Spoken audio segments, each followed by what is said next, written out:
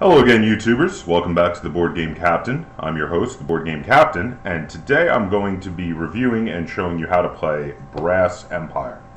Now, Brass Empire was designed by Mike Nade, and it was published by Rock Manor Games, who have their name listed along with their website on the bottom of the rulebook and on the back of the box, but they don't have a symbol put up on the game.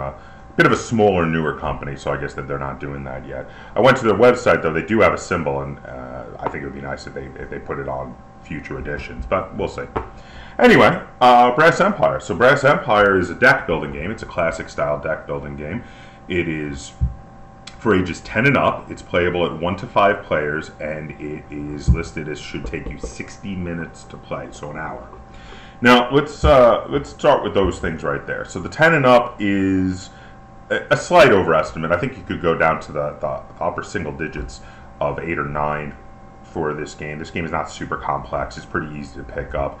The rules are pretty simple. The 1 to 5 is interesting. It's got a solo variant. I myself am not big on the solitaire variants of games, but I like that they have those in there as an option for you if you want to play the solo variant once or twice to get used to the rules before you teach other people. It's a great option to use. Plus, some people do like playing the solitaire variants. But I do want to throw that in as a bit of a disclaimer to my review, is that I have not yet tried the solitaire variant, again, because I often don't try the solitaire variants of games. Now, I have primarily been playing this at 2 players, mainly with Alex and Lynn so far. If you watched my most recent beer and board game review, you would see that actually this was one of the games that Alex and I played over a beer. Now, at 2 players, this is a 60-minute game at 2 players. So I do suspect that if you were to bring this up to 5 players, this could be pushing 2 hours. Just a bit of a note there. The 60 minutes is a good estimate for 2 players, maybe 3 players. After that, it's really actually a longer game. So let's have a look at some of Brass Empire's components. Now, Brass Empire, again, is a deck building game, and it's got 2 main resources. You have labor and construction, and then there is a third victory resource, if you will, which is brass. And the person with the most brass at the end of the game wins. Now, you collect brass in 2 ways. There are cards that will give you brass, in which case you take them from the pool, and they have resource cubes for that. And there are many cards that are worth brass for being in your deck at the end of the game. Now, if you've played deck builders before, you're used to this sort of mechanic. Many other deck builders, such as Ascension, do this. You know, you have tokens you can get for victory points, and then the cards are also sometimes worth victory points. So there's a bit of a debate. Is it better to go for the card that's worth more victory points on its own, or is it better to go for the card that every time I play it is going to earn me more victory points? And that debate usually comes down to where in the game you are, because later in the game, cards that are worth more victory points on their own are better because you'll have less of a time to play those cards again and again and earn victory points. Whereas early in the game, playing cards to earn victory points is far superior to a card that's just worth a bit more. This is something that if you've played other deck builders like Ascension, you'd be very familiar with. So let's have a look at the brass cubes, if you will. Now, the first one, this is a clear little plastic cube. This is 1 brass. Then we have an orange clear cube. It's rather dark orange, almost red. And it is 5 brass. So there's 1 brass and 5 brass. The third cube are wound tokens. The damage you do to units and buildings in this game is persistent. It doesn't heal automatically at the end of the round. And you mark it with little solid red wound tokens. Now, just one little note I want to make, and this is a small negative, but it is a negative I have to point out, and I'm going to talk more about it when reviewing the game later. The color of the clear, rather dark orange cube and the solid red cube are a bit too close together. When looking at a table, if you're playing in the evening and the light isn't very good, we have had multiple occasions to mistake one for the other. Now, in the bright light, like I'm doing this video, you can see the difference, but even with the bright light, you can see that orange is really dark, and it's kind of close to the red. And when this is far away from you in the middle of the table, we've had oftentimes where we made a mistake and used a brass token for a wound token and vice versa, and then later went, wait, what the heck is that? What's going on there? So minor gripe, but it is a gripe. So other than that, the rest of the game components are just the rulebook and the cards, because it is a deck building game. So here we have a nice box. I do like that this box, as you can see here, has plenty of extra space for expansions. I like when they do that. I hate it when they don't anticipate the fact that they're probably going to do expansions. In this way, you have plenty of room to put the expansions in the main box and not have to have 10 boxes around, you know, because you didn't have room to fit all the expansions in here. You have to re-separate them out at the end of every game. I'm glad they did that. That is a nice touch. It is very good to have that in the box. So let's look at some of the cards here. So over here we've got, now this is a union worker and a clerk. The back of the cards have a very nice little logo for Brass Empire, and this kind of grill work there. It's very nice looking. And now the union worker and the laborer, excuse me, clerk, the union worker and the clerk, these are the basic cards that you start with in your deck. They are very basic. As you can see here, one gives, the gear there represents construction, so that gives you +1 construction when you play it, and the other one has the hammer, which represents labor, gives you +1 labor when you play it. So your deck starts of these basic cards, the union workers and the laborers. Now, one kind of interesting thing that they did is they've got these other cards that you're able to put on the side. You choose a corporation to represent. And depending on which corporation you represent, they'll have 5 cards for that corporation. They're all low-cost cards that you put over here on the side that you may purchase and add to your deck, but only you may purchase them because they are, you know, your specific corporation cards. So in this case, these are the 5 for Frontier Rail, and then we've got 5 for the corporation Harlem Electric, McGlen Clockworks, which are green, Windcraft Enterprises, which are like a maroon in their border, Omni Edo Corp, excuse me, and those are all the major corporations. And then the other thing you need to start with is you need to start with a mining platform. This is your primary building, and everyone gets one of these. I quite like this picture. It's the same picture they have on the cover of the box. I just wanted to point that out. The artwork in here is a bit of a mixed bag. Some of it's really, really nice, and others is okay. But this particular picture I like a lot. I think it's a really cool bit of artwork. So there it is for the mining platform. Then the rest of the cards, which are separated into 2 separate decks, and that from those decks you draw a face-up pile that you may purchase from, or one of them will be cards that you can play once, and the other deck are cards that you play and they stay in play. And those are separated into 2 different kinds of cards, which are units and buildings. Now, this is that deck. Units are like soldiers that you can send out. And now, they're a combination soldier and resource gatherer, because you can use a unit on your turn to take an action, and there are 2 actions you can take with that unit. One action is you can mine for resources, and the other action is you can attack an enemy's unit or building. And again, damage is persistent. But otherwise, if you look at the units, you'll see that they have an attack and a health on the bottom. They have an area that reads for special abilities. They have the cost to purchase them from the deck up top.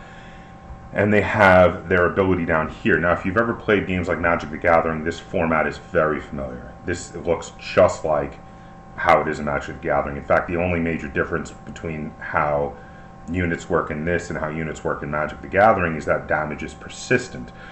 When you do a damage to a unit like this, if you don't kill it, it gets a little token on it for the damage, and you can do a little more damage next turn. Otherwise, the only other real difference is that they can mine instead of attack, which usually would not be something in Magic the Gathering. Now, the other deck is full of cards that are one-use cards. You use them and they get discarded. Of course, they'll come back up in the deck later, but they're similar to the union worker and the clerk that I already showed you. For instance, here is a contractor. Now, the contractor is +2 construction versus the union worker, who is only +1. So you can start to build up your deck with better uses. Now, in both cases, they have many cards that belong to the individual corporations, and they are marked with the right color and wording, which will tell you what corporation they belong to. For instance, this one is a McGlynn employee right there, and this is again, that is a card that when you have it in your hand, you just play it and you use it. And the corporations are all over the main decks. The cards are usually either gray for neutral, in which case they're not part of a corporation, or they're one of the corporations. But the corporations don't actually have a huge impact on the game because anybody can hire any card. You can buy cards from any corporation. So that's a look at the components and a little bit of discussion on how you play the game. Let's head on over to the table, and I'm going to show you exactly how to play a game of Brass Empire. And then we'll come back and I'll give you a review, I'll rate it, and we'll get a second opinion from Len. Okay, so here we see a setup for a two-player game of Brass Empire.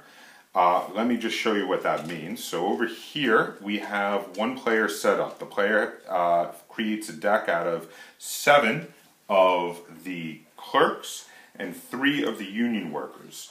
They then draw a hand of 5 cards from that deck. They've also got over here their mining platform is their first building. The mining platform has an ability where you can spend 2 construction to gain 1 brass, and that is shown right here in the symbols.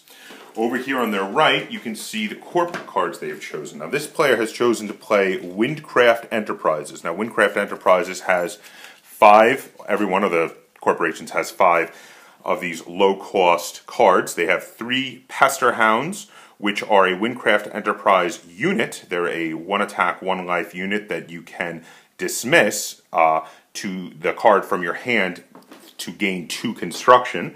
And they have a parts silo, which allows you to demolish this building to gain 1 construction. Now, demolish means it's going to go into the discard pile, whereas dismiss is that you're actually removing it from the game. So when those are no longer useful to you, you can dismiss them for a different purpose. Now, the other player has the same setup, except that they are being a different corporation. They are being the Omni-Edo Corporation, who of course is a Japanese-themed corporation over here. The center of the table is set up with 2 separate decks. You have the first deck here, which has all of the employee cards. Now, employee cards are drawn out in a market there that you can purchase from, and the employee cards, once you buy them, they at the end of the turn will go in your discard pile. And the employee cards, when you reshuffle your deck and they come up, can be used for their ability once or discarded and continually do that again and again. Now, the employee cards, again, can be neutral or can be of any of the specific corporations. The other deck is made up of the building and unit cards. Now, those, again, when you buy them, they will go into your discard pile, and when they come up again, you can play them, but units and buildings stay out until they are destroyed or sacrificed for some other reason. Unlike the employees, they can be reused once they're out to attack, to mine, to do whatever their abilities might say. Now, as a quick note, the deck with the employees is known as the labor deck, and its draw out next to it that you can purchase from is known as the labor market. The deck with the units and the buildings is known as the design deck, and its draw out next to it is known as the design department. And this is strictly for me informing you what the rule book says, though in actuality, I never wind up calling them the labor market or design market. It's just, you know, oh, buy your cards from the market. So that is a basic setup. Now, on your turn, you take a look at your cards, and again, if you've played deck builders before, you're used to this kind of mechanic. You play your cards for what they can do, and you purchase things that you're going to want to add to your deck. So in this case, I've got 2 construction and 3 labor. So I'm just going to play it all. Play it all down there. 2 construction and 3 labor. Now the 2 construction and 2 of the labor could be used right here to buy a conductor terminal, which is not bad. It's a frontier rail building with 3 life, and once per turn it gives me a free labor. Now, that's pretty good, so I'm going to do that. I'm going to buy that and put it in my discard. Well, I'm going to put it right here. It goes in the discard pile in a minute. I immediately replace that.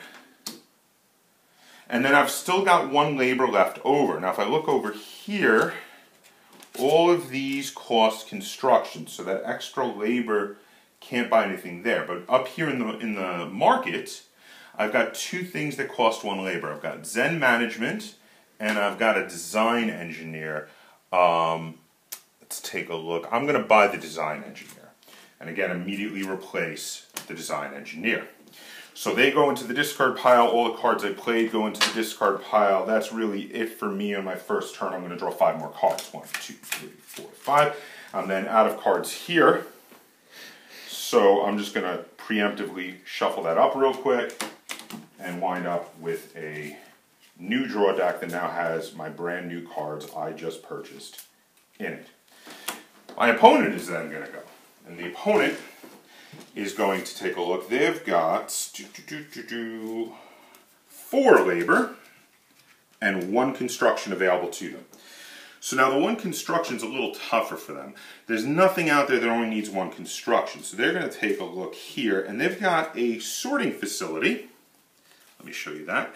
That costs only 1 construction from their corporate cards over here on the side. So they're going to buy that for the 1 construction since there's nothing they can do with it out there. They're going to put that over here in their discard. And they're going to buy, they've got 4 labor, which actually is a fair amount. And they've got some rather expensive stuff out there they can buy with the 4 labor.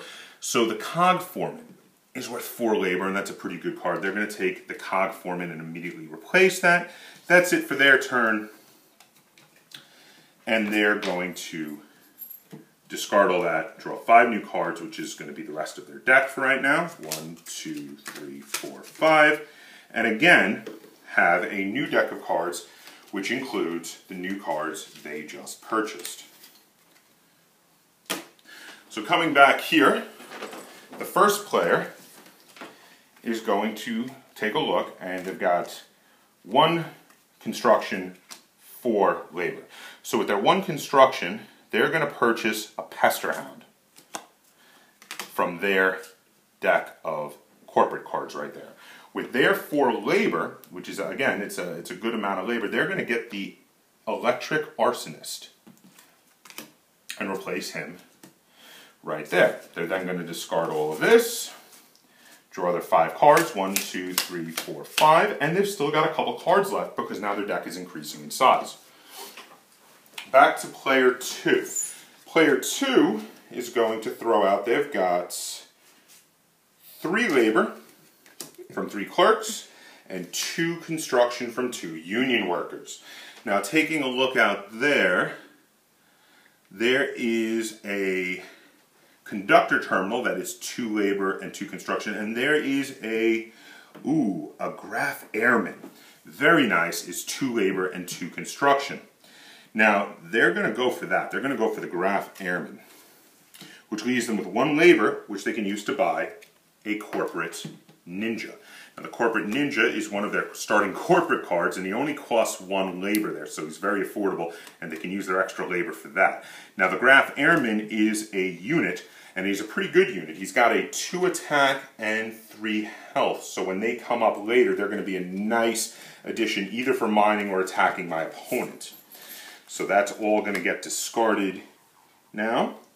And let's see. 1, 2, 3, 4, 5. And they draw a 5-card hand. Now back to the first player. The first player has drawn one of the cards they purchased. The Design Engineer, who gives him +1 construction. And he says you may dismiss a card from the Design Department row. Oops, I forgot to replace the card from one of the rows over there.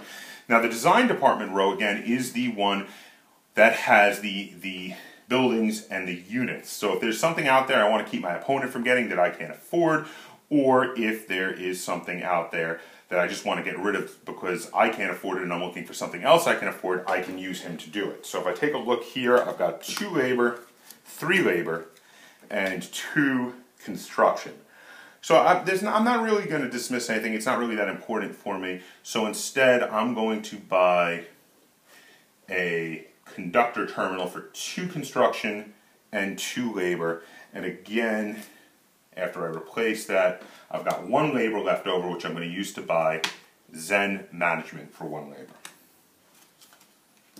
I'm going to discard all those cards. 2 cards. Have to reshuffle to get the rest of the cards I need. Give it a quick shuffle. And then 3, 4, 5. Back over to player 2. Now player 2 gets a hand of cards. And again, now player 2 has drawn some of the new cards they've added to their deck also. The first one they have here is a building. It is a sorting facility. Now the sorting facility, once it's in your deck, over here it shows you it's worth 1 brass at the end of the game. It has 1 health, and it has this ability that says you may demolish this card to dismiss a card from your hand or discard pile. This is a great culling card because you can use this to repeatedly cull low-level cards that you want to get rid of. Now when you build a building, you've put it face down. You can't use it for a turn. It'll come face up next turn, and then I can use its ability if I want. Also, once it comes face up, my opponent could attack it. Now, in addition to that building, I have 3 labor, and I drew my cog foreman, which gives me 2 construction, and it says I can pay 1 less construction when acquiring a building, which is great because I can acquire a building that costs up to 3 construction right now. So let's take a look if there is any buildings that cost 3 construction, or 4 construction actually is something I would like. 3 construction would be good, excuse me.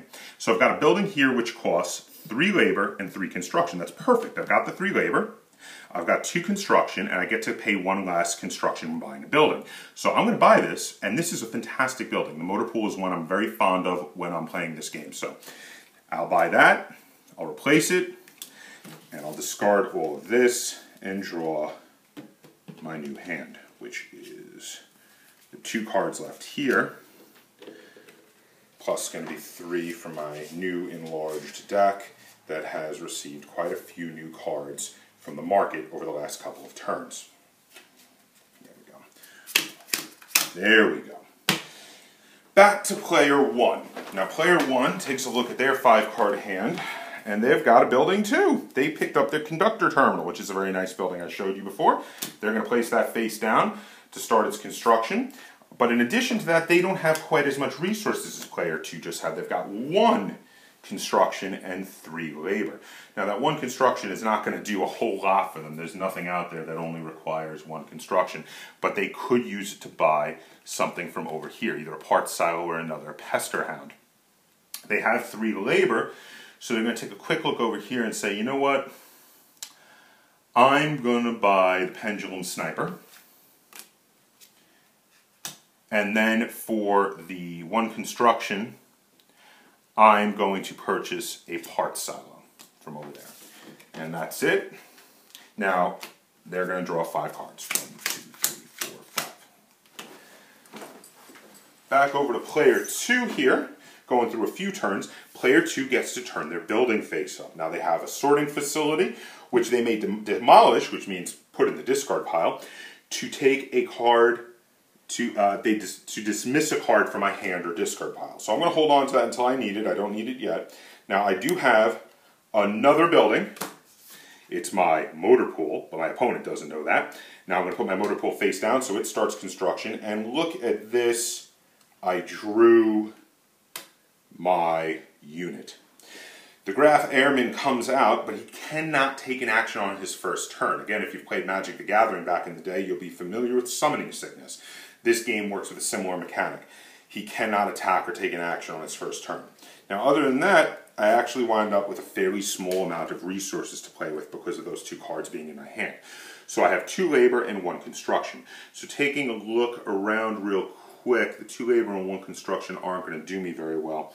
I decide, you know what? There costs 2 labor and 1 construction to finish up buying my corporate cards. I'm going to do that. I'm going to buy all 3 of them and throw them and everything else here in the discard pile. And then 1, 2, 3, 4, 5 cards out of the deck. Back to player 1. Now player 1 is looking like they're at a little bit of a disadvantage over here. The opponent has gotten out one of their units, but oh look, my Pester Hound came up. Much smaller unit, but at least I've got something on the table and that helps. Now I'm going to play my Electric Arsonist. Now the Electric Arsonist is going to give me 2 labor, and he says I get to pick a player and they have to burn 2 cards from their deck into their discard pile. Obviously, that's this player, so they're going to lose the top 2 cards from their deck. Oh, it wasn't really anything not worthwhile, but you never know. Then, in addition to that 2 labor, I have another 2 labor from Clerks, and I have a single construction from a union worker. So I've got 4 labor and 1 construction. Now again, up here in the market, that 1 construction is not going to do me very well, but the 4 labor isn't bad. With the 4 labor, I could use 3 of it to purchase a manager, which is very nice, which ups my labor production, and I think I'm going to do just that. I'm going to purchase a manager for 3 labor, and I'm going to, for the 1 construction, I'm going to buy another Pester Hound, because I could use some more units out here on the table now that my opponent already has a unit out. So now, I just played this Pester Hound, so he cannot take an action. But let's draw our 5-card hand, and we're going to pass the play over to my opponent. And my opponent over here, I'm going to be them again, of course, takes a look around and says, okay, what have I got? Well,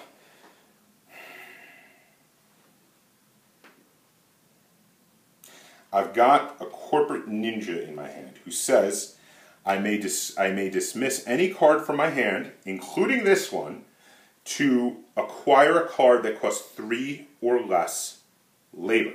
So I'm going to use it to dismiss one of these clerks, because they're really terrible. So I'm going to get rid of that over there, and I'm going to use that to immediately purchase a manager who costs 3 labor, because they are a better version of a clerk. So that's really good. That's a good use of that card there. Then in addition to that, I've got 2 labor here, and I've got the Cog Foreman, which says I may pay 1 less construction to acquire a building, and I have 2 labor also towards that. So taking a quick look around, let's see if we have a building we can afford. Unfortunately, not. But there is a cool unit I can afford for 2 labor and 2 construction. There is the Omni Samurai, and I'm going to purchase him. Now, I then have my action phase, and during my action phase here, I forgot to flip up the did I just play this building this round? Oh, okay, no, I did not forget it. Excuse me. I have the Graph Airman, and the Graph Airman can take a action. Now, I could just mine with it. Now, if I want to mine with the Graph Airman, I'll say I'll mine with it, and I obtain 2 brass. But that's not that exciting, is it? So instead of obtaining 2 brass, I want to attack. And I take a look over here, and I can do 2 damage to something, and my opponent has a 1 attack, 1 life unit out there called the Pester Hound. I'm going to attack the Pester Hound. So I do 2 damage to the Pester Hound, which kills it. The Pester Hound does 1 damage because it had 1 attack to the Graph Airman. But now the Graph Airman is the only unit left on the table, and every time you kill either a building or a unit in an action, like an attack like that, in an attack I should say, when you kill it during an attack, you get to get 1 brass. Which means they now have 1 brass. And this is how the game works. It goes back and forth. Now, on the next turn, it would probably start doing damage to the 1 building that player 1 has over here to try to get rid of that, unless it specifically wanted to mine to try to take if player 2 wanted to mine, they might want to make a rush on getting multiple brass, because it would take 2 turns of the Graf Airmen attacking this building with 3 life to kill it, and then only get 1 brass for it. But if they mine, they'll get 2 brass right away in 1 turn. So it goes back and forth. You buy cards, you increase the size of your deck, you play buildings, you play units, you play cards which let you buy more cards, and you keep going like this until the brass runs out. Now the brass that's over there is a different amount depending on how many players you're playing with. There's more brass for more players. When you run out, you finish the full round, so everyone gets an equal number of turns, and once you're done with everyone getting an equal number of turns, you count up how much brass you have. Now how much brass you have is made up both of the brass tokens you have gotten from killing things and from mining, as well as the brass listed on the cards you bought. So for instance, this Graf Airman here, he's worth 4 brass, which is huge. Buying him is a lot.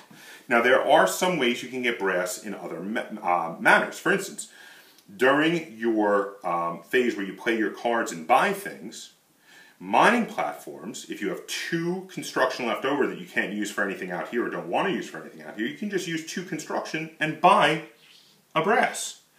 Also, there are many cards which will specifically give you an extra brass instead of just construction or labor. Let me just look for one now to show you real quick.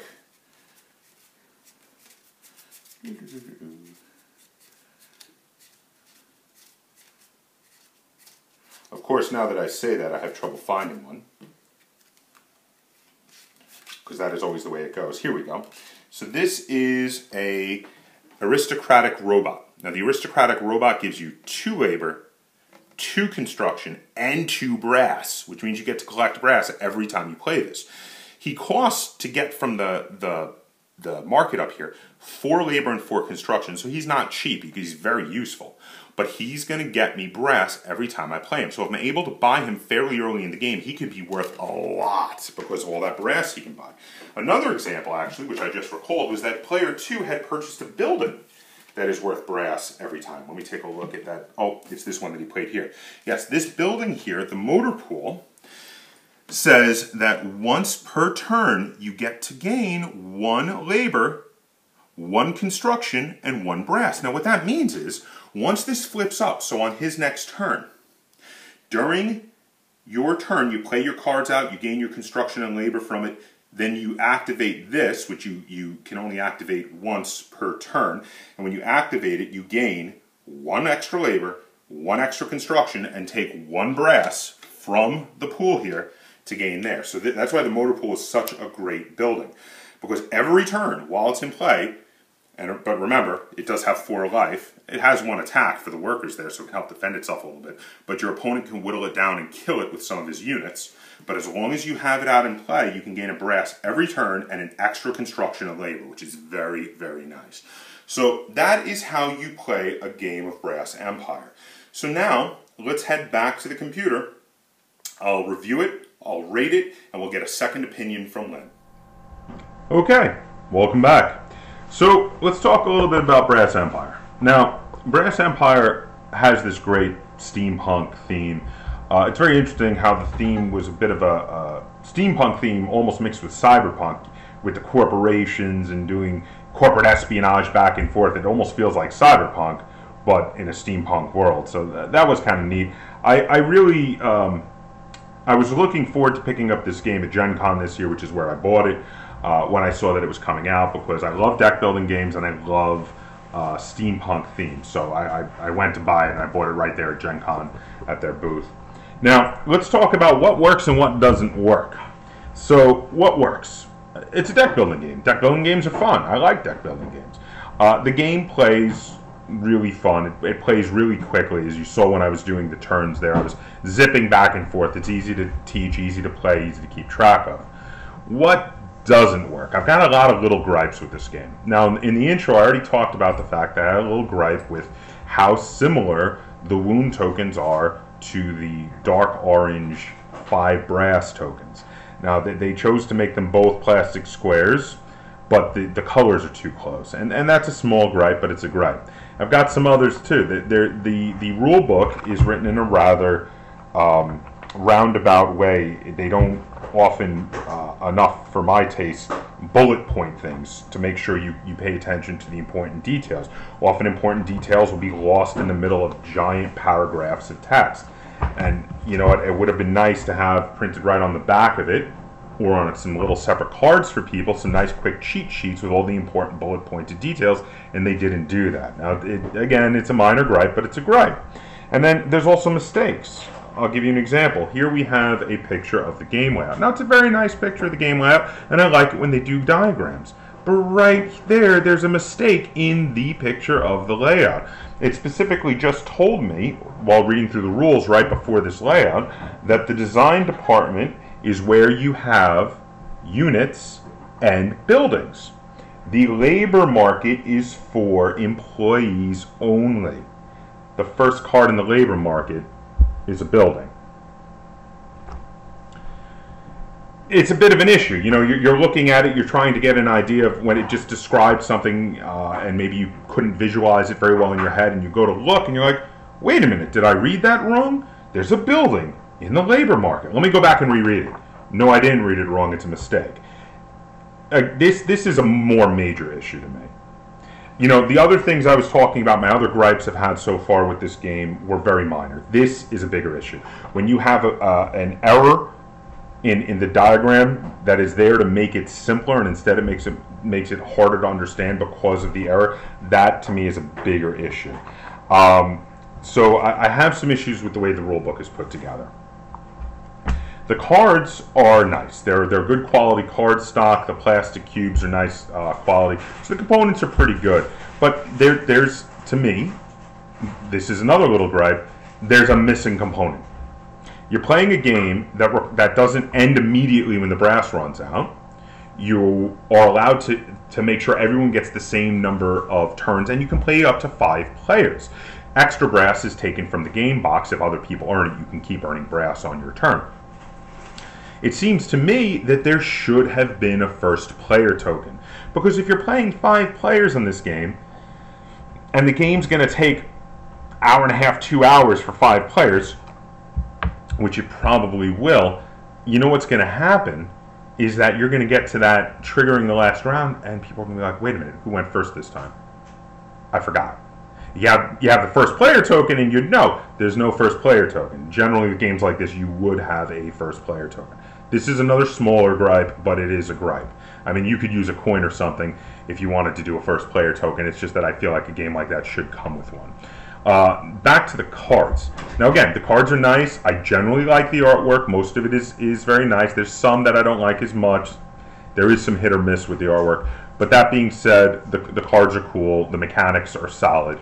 But there's some cards that are a bit ambiguous. Now this card is the distribution center. Now, let's see if I can show this to you here. Now it says on the distribution center, once per turn, gain 1 construction for every constructed faction or neutral building you control.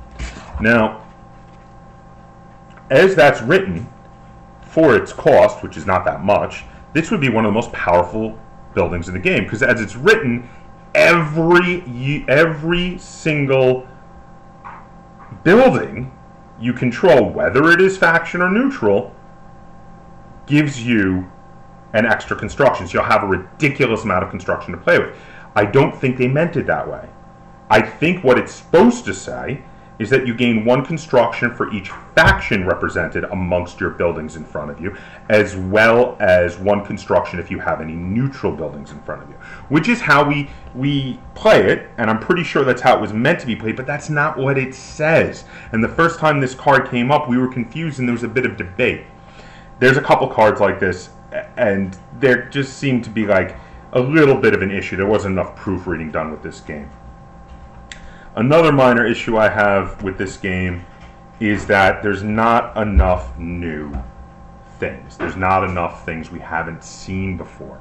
The game feels like they took the rules of Ascension and they took the rules of Magic the Gathering and they put them together pretty seamlessly, but there's not enough new to it. It's if you've played other deck builders and if you've played collectible card games, you'll recognize all the mechanics from other areas. You've seen these before. There's nothing really revolutionary. The one big new thing they tried to do was the starting factions, which I thought was a really cool idea. You get to pick a faction, and then that's the faction you are. But it doesn't come across as well. The first problem is that all of the cards you can buy that are just for your faction in your little stack of 5 faction cards are very, very cheap cards that get added to your deck pretty quickly.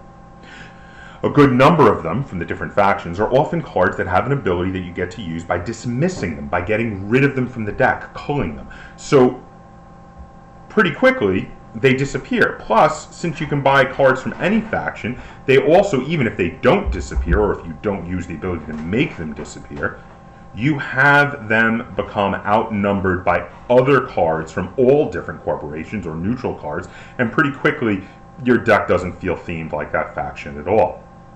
There is a building in there that specifically says you get either 1 labor or 1 construction discount for all cards you buy of your own faction every turn.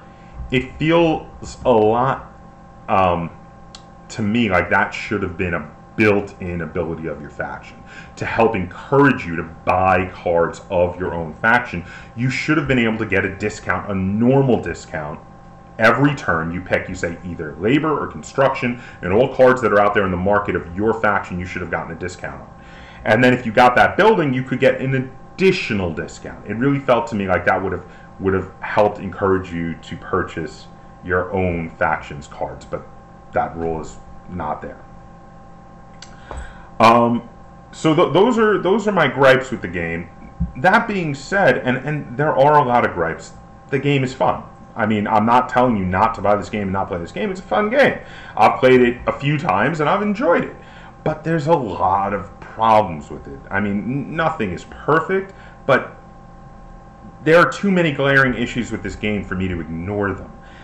And that's a problem in itself. You shouldn't have that many issues with a game that's been released and brought to market. So it was a little tough for me to rate this game. Fun-wise, I thought it was, for just gameplay, it was a 7. It was a fun game to play. I enjoyed this game. I liked this game. But the more I played it, the more of these issues I noticed, and the more they nagged at me. There were these little things that were kind of ruining it for me. And because of that, I have to give this game a 6. Now, 6 doesn't mean it's a bad game. It means I'll play it when I'm in the mood for it. But it also doesn't mean it's a great game. It's kind of middle of the road. It's not bad. It's not great. It's okay. When I'm in the mood for it, I'll play it. But I think more often than not, I would play one of my other deck builders before playing Brass Empire. And that's not so good. The thing is, there's a lot of deck building games out there, and if you want to differentiate yourself from the rest of them, you have to do something new and revolutionary, and something that we really haven't seen before. And this game doesn't do that.